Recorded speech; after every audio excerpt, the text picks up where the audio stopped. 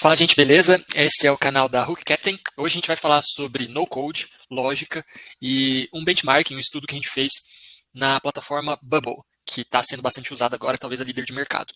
Primeiro ponto que eu quero conversar com vocês, no-code, hard-code e a importância da lógica. Então, nos vídeos anteriores a gente já explicou um pouco sobre os conceitos de no-code, que são aquelas plataformas em que você consegue construir software, construir soluções tecnológicas, arrasta e solta. Elas têm limite, claro, no que é possível construir, mas elas estão evoluindo cada vez mais. Hard-coded seriam aquelas soluções feitas em linguagens de programação tradicionais, então Java, PHP, JavaScript e por aí vai, C, e a importância da lógica. O primeiro ponto que eu quero levantar, tive algumas conversas essa semana com usuários de plataformas no-code, e uma coisa que me chamou a atenção foi a questão da lógica. Né? Em qualquer um dos cenários, embaixo dessa forma, seja arraste e solte, seja escrevendo código, como um desenvolvedor como eu, formado em ciência da computação, faz, independente da forma, você está criando fluxos que por baixo disso aí tem uma lógica, certo?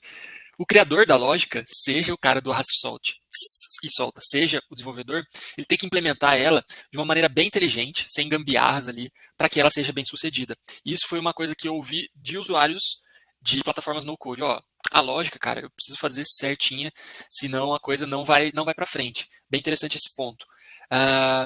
Eu citei, conversando com esse usuário, que em computação a gente aprende, antes de qualquer linguagem de programação, o português estruturado. Ou seja, a gente aprende a lógica por trás para depois pegar uma primeira linguagem de programação, por exemplo, Pascal ou C. Né? Então, foi algo bem interessante que eu não tinha parado para pensar e faz bastante sentido, certo? O segundo ponto, que é hype versus tendência. Hoje, todo mundo quer ser programador porque ganha em dólar, né? E a questão que as pessoas que eu conversei trouxe para mim. Cara, essas habilidades que são necessárias em um desenvolvedor, lógica, matemática, um pensamento matemático, muitas habilidades de engenharia, né, processos, projeto. Essas pessoas que estão chegando agora não têm. Elas estão vindo porque, putz, é uma área top, eu quero estar nisso, e elas fazem cursos técnicos ali, aprendem a resolver alguns problemas e entram na área. Mas são habilidades que essas pessoas não têm. E a hipótese dessa pessoa que eu conversei foi, putz, vai atrair um monte de gente sem essas habilidades e que elas não vão conseguir resolver problemas complexos. Ao mesmo tempo, o que fica claro para mim é que muitos dos problemas e das soluções que se busca hoje, seja em fábricas de software, por exemplo, pessoas que vêm até mim perguntar, pô, você sabe fazer isso? São problemas realmente simples de serem resolvidos, que esse tipo de pessoa conseguiria resolver. É o que a gente chama de CRUD, né, na programação, que é criar, ler, editar e deletar. Com essas 4 açõezinhas, você consegue fazer muitos sistemas que tem por aí. Por exemplo, um sistema de, sei lá, caixa da minha loja. Né? Putz, você tem que criar uma saída, criar uma entrada, mas fora isso não tem muita coisa complexa por trás dele. Soma ali as coisas, enfim. Algo que planilhas de Excel conseguem fazer bem. Então, também tem esse ponto. Muitas das soluções são simples, triviais, e essas pessoas que não têm lá toda a estrutura de um curso de ciência da computação ou de estrutura de dados, enfim, não tem engenharia, não tem processos, mas com as habilidades dela, elas conseguiriam resolver esses problemas simples. Então, também é um ponto que vem por aí. Terceiro ponto que eu quero falar, programadores versus criadores.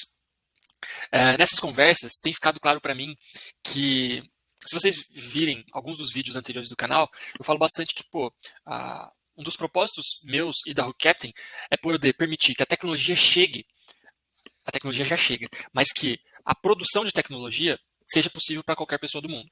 Então, hoje, eu acredito que a produção de tecnologia, criar soluções tecnológicas, está limitado a poucas pessoas que têm conhecimentos técnicos profundos para isso. E acho que esse é um ponto que a Hook Captain pode contribuir muito, e as plataformas no-code já estão contribuindo hoje. Acho que dá para a gente evoluir muito ainda, mas elas já estão entregando isso para as pessoas. E eu vejo essas pessoas que eu quero alcançar, que a gente quer alcançar com a Hook Captain, eu chamo aqui de criadores. São as pessoas que, não são programadores formados, mas que a gente quer dar esse poder para elas produzirem, serem produtoras de tecnologia. Então, criadores, eles têm uma ideia na cabeça e eles vão e criam a tecnologia sem precisar de um programador fazer isso para ele, certo? Vamos chamar eles de criadores. Eles são pessoas diferentes de programadores e creio que mesmo nesse cenário futuro, esse cenário que a própria Hook Captain quer construir, os programadores ainda têm sua função e de uma forma bem específica. Tá ficando mais claro para mim, não sei se é a visão correta, mas olha o que eu estou observando hoje. O OutSystems, eu já comentei sobre o OutSystems, que também é uma plataforma low-code, /no-code, que tem outras características, comentei sobre ela em outros vídeos. Ele dá um nome lá, eu acho que são magos, para os desenvolvedores internos da plataforma, ou seja, é uma plataforma para pessoas que não precisam usar código, mas ela é uma plataforma escrita por programadores que usam código, certo? Esses programadores internos que escrevem a plataforma em código são os magos da OutSystems.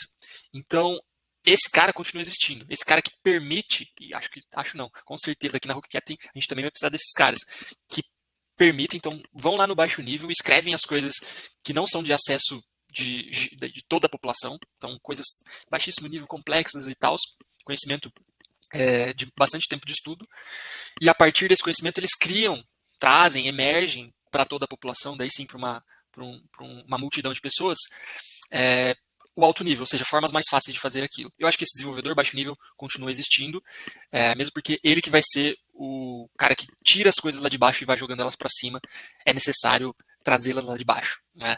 É uma metáfora do alto nível e do baixo nível. Tá? Para criar mais coisas, por exemplo, a Bubble já funciona, o OutSystem já funciona, mas ele não faz tudo, a gente vai falar sobre isso, o que a Bubble já faz e não faz, pontos fortes e fracos. Mas para que ela possa fazer mais, não é pela própria plataforma, ou seja, não é pela própria Bubble que essas coisas vão surgir. Vai ser por caras programando, no caso deles, em JavaScript, se eu não me engano, que é uma linguagem de programação hard-coded, certo? Outro ponto, conversando aqui com esse usuário de no-code, ele falou, cara, programadores, eles vão criar plugins, a gente vai falar sobre os plugins da Bubble, e eles darão suporte para esses plugins.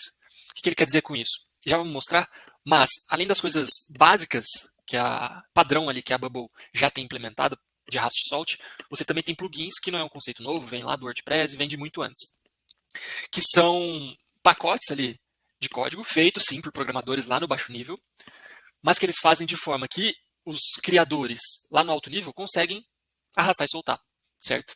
Então, só que esses plugins permitem coisas que os magos da Bubble, ou seja, os programadores hard-coded da Bubble, não fizeram, mas que programadores da comunidade fazem para que os criadores alto nível consigam usar. A gente pode dar alguns exemplos de plugins, mas, por exemplo, plugins de pagamento, plugins de geolocalização, plugins de leitura de QR Code, enfim, várias coisinhas que não são nativas ali de quem fez a Bubble, mas que um programador da comunidade pode fazer e pode monetizar, ou seja, ele vende para os usuários da Bubble.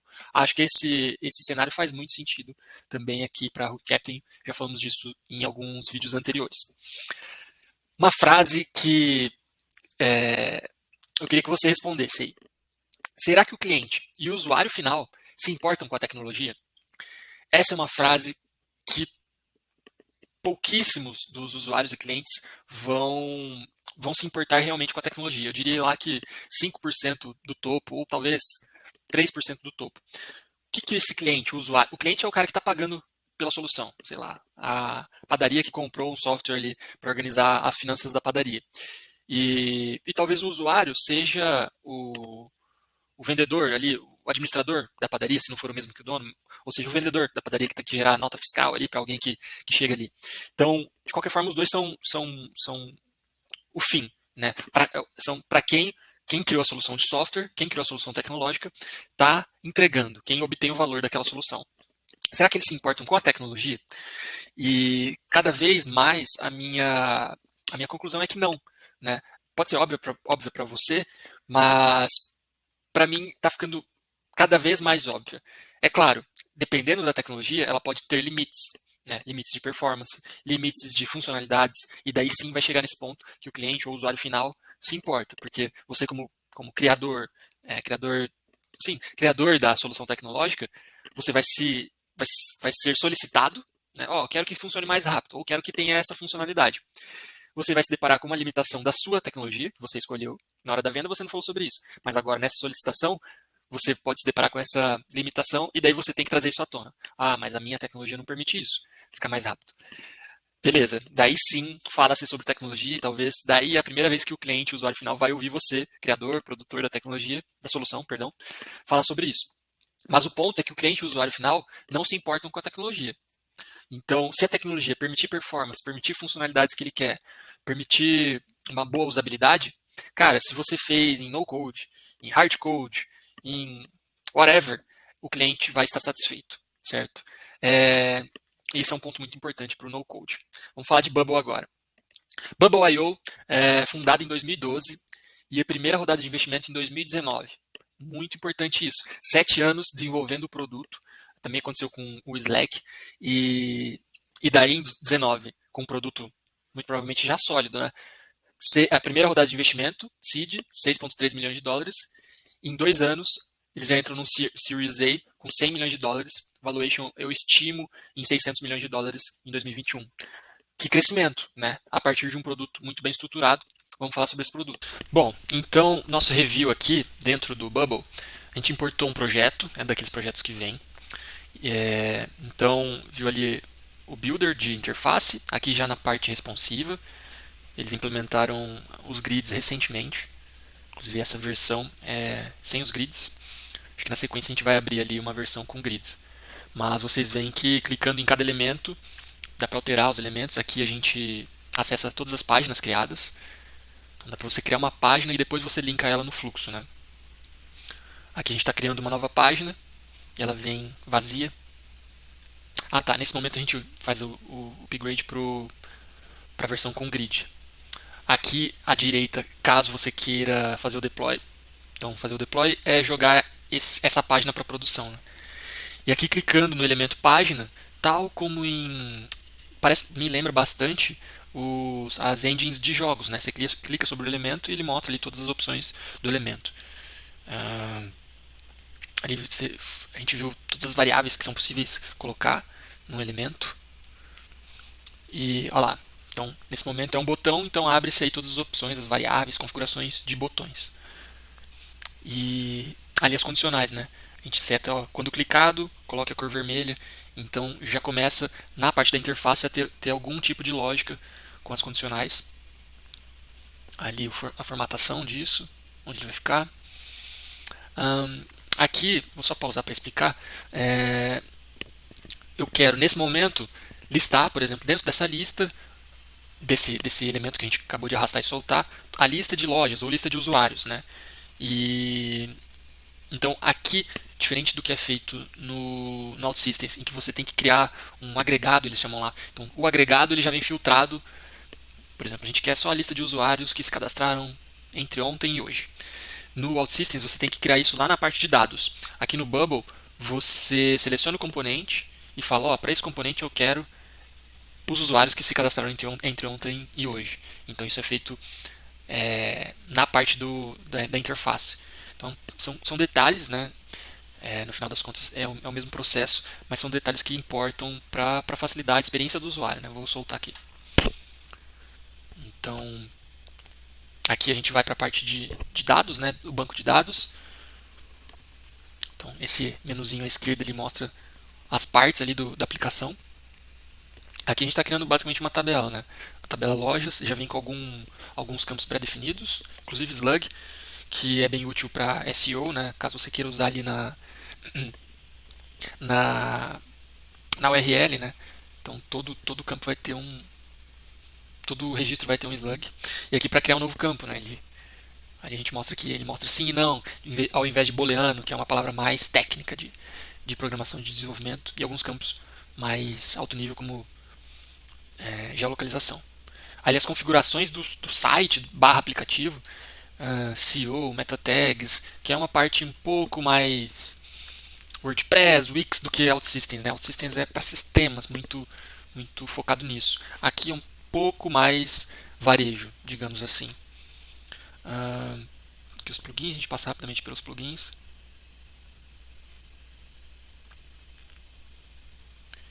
E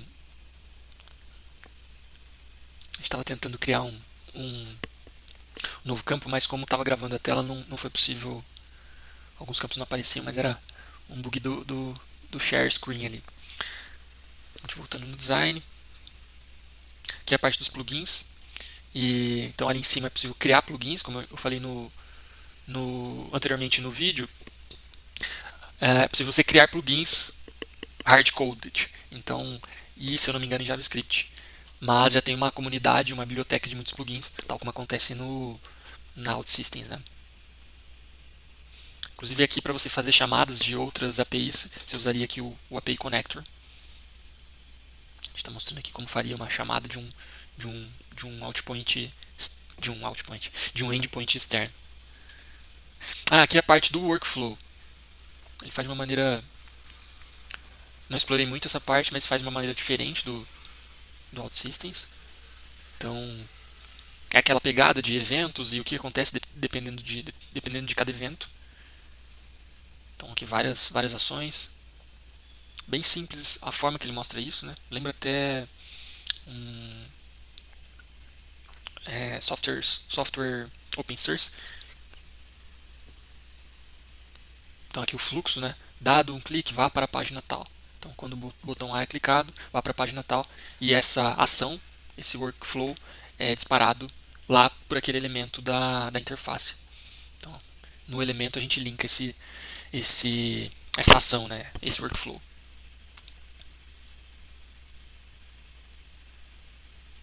Aqui eu mostro como a gente obtém uma variável ali e joga essa variável na tela. É uma coisa simples, mas que já mostra como integrar essas duas coisas.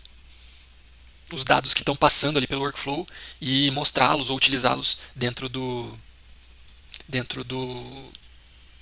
aplicação em si. Né? Nesse caso a gente está mostrando ela na tela, mas a gente poderia usar esse dado, por exemplo, para filtrar lojas. Então, todas as lojas criadas pelo usuário tal, por exemplo. Né?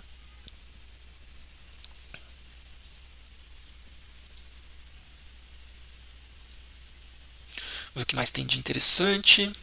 Aqui é aquele filtro que eu citei para vocês antes. E acho que é isso. Aqui é a parte de logs, né, que é uma parte mais de estrutura ali da aplicação. Então, performance, olha lá, capacidade do app, né? CPU, memória, coisas, ações que você quer que aconteçam sempre. Então, todo dia 6 da manhã envia um relatório. Então, essa parte que é mais estrutural da aplicação, mas eles também têm aqui. Então, é isso o nosso review. Vamos para a parte final do vídeo agora. Então, depois que vocês viram aí como funciona o Bubble no geral, bem por cima mesmo, alguns pontos aí que eu quero destacar antes de falar sobre os pontos fortes. Autenticação, eles cuidam isso para você, dá para você fazer uma autenticação externa. Permissão e autorização. Para cada tabela do banco de dados, você pode criar regras de acesso por nível de usuário. Notificações externas, né, por e-mail, no mobile. Você consegue usar servidores externos, então eles têm uma APIzinha que manda uns parâmetros específicos. API, dá para você publicar o seu projeto Bubble para o mundo externo, para esse mundo externo consumir a sua aplicação via outros sites, aplicativos, enfim. Permite coisas hard-coded, como eu falei, apenas via plugin e apenas em JavaScript. E agora sim, vamos aos pontos fortes, né? Primeiro, plugins. Os usuários de Bubble que eu conversei falam muito bem dos plugins. Cara, tem uma comunidade vibrante de plugins. Tem plugin para tudo, para pagamento, para não sei o que, para não sei o que lá. Você pode baixar gratuito, você pode criar o seu, como a gente mostrou, e você pode comprar de outros quando for vantajoso. Produtividade. A frase que me foi falada. Não te limita, possibilidades absurdas. Então, as pessoas dizem assim, cara, com 2 pessoas que manjem de Bubble, você tem uma equipe de 10 pessoas num hard-coded. Claro, tem funções diferentes, fins diferentes, tem limites diferentes, mas não é algo desprezível, né? Uma frase dessas. Custo. Fora o custo, $30 por mês por uma solução e eles vão aumentando, mas só quando você usa muitas máquinas e tal, e o plano top assim é $200, é um custo bem baixo assim. O que me foi passado, cara, você ganha muito tempo, que a gente no mercado a gente fala time to market, né? Então da ideia para a aplicação em produção é muito rápido. O time to market, o tempo para você chegar ao mercado e ter esse produto rodando de fato é muito curto comparado a uma equipe hard-coded de código ali, tal. Porque fazer um projeto hard-code, por mais que ele seja mais estruturado, você esteja pensando ele mais no longo prazo, ele demora mais tempo, é um fato. Né? Sendo um desenvolvedor de linguagem de programação comum, é um fato. E a gente tem que lidar com isso, então esse é um outro ponto que o Bubble ajuda bastante. E como eu já falei, a comunidade, o fórum, vibrantes ali, muita gente participando e criando plugin, tirando dúvidas uns dos outros, que ajuda bastante. Pontos fracos que me foi passado, né? Banco de dados próprio. Então, se você for criar uma solução para uma empresa que tem lá pela lei de proteção dos dados, não pode ter o banco em um terceiro, tem que ser nos próprios domínios da empresa. O Bubble não permite isso, você só pode usar o banco de dados deles. App, então, aplicativo para nativo, né, para celular, eles não entregam e também não dá para você ter aquele app offline, né, que já está sendo bastante usado, principalmente no Android. Então você não precisa ter acesso à internet para você fazer um pedido. Naquele esquema que você faz o pedido, quando o seu celular começa a ter acesso à internet, o próprio app já joga isso para a rede, né? Lock-in é aquilo que a maioria das plataformas de no-code, low-code tem, que é, cara, fique aqui comigo. Eu não te facilito você sair do Bubble para fora, para a sua plataforma hard-coded, por exemplo.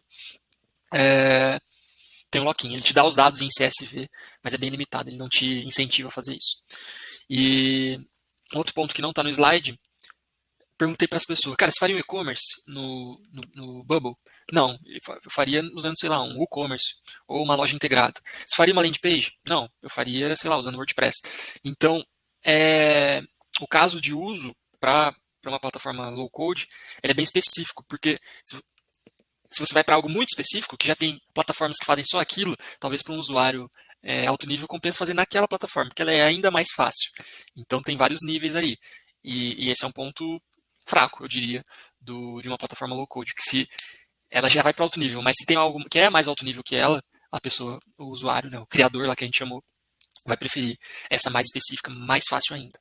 E não tem a parte de testes, que é algo que nem OutSystems tem, fácil assim, e eles nem citam sobre isso, então é algo importante. E a última, tem alguns concorrentes, tal, falou-se disso também nas conversas, mas o último ponto que eu quero levantar é consultoria no code. É um mercado? Uma empresa de consultoria, ou seja, que vende horas de consultores, seja para desenvolver, seja para dar mentoria para desenvolvedores, é um mercado? É um mercado grande? Será? É um mercado possível no curto e longo prazo?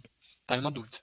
E software house no code também é um mercado? Ou seja, vamos atender empresas que demandam tecnologia, então entregar projetos inteiros em no code. Será que é um mercado, primeiro, existente? Será que ele é um mercado grande? Tem espaço para empresas disso? São as dúvidas que eu levanto aí no final. Não sei as respostas, de fato, mas é algo interessante de se pensar. Né? Conectando naquilo de que o cliente final, o usuário final, quer o valor, que as plataformas no code estão cada vez performando melhor e dando funcionalidades, dando possibilidades de funcionalidades maiores possibilidades. Será que agora é um mercado, né? Não só do usuário final, do alto nível, do criador, ir lá e fazer ele mesmo, mas criar uma camadinha ali entre a plataforma no code e esse criador e ter uma empresa que trabalha em cima do no code para atender esse criador? É uma possibilidade. Com isso eu fecho esse vídeo na Captain. Espero que vocês tenham gostado. A gente falou de lógica, de no code versus hard code aí, e também deu uma espiada, eu diria até profunda, no Bubble, que é uma das plataformas aí que estão sendo mais usadas no momento. Eu sou o Tainan, essa é a Hook Captain. Assina aí o canal, se inscreva e curta esse vídeo, compartilhe aí com uma galera que você achar interessante. Vamos junto. Valeu!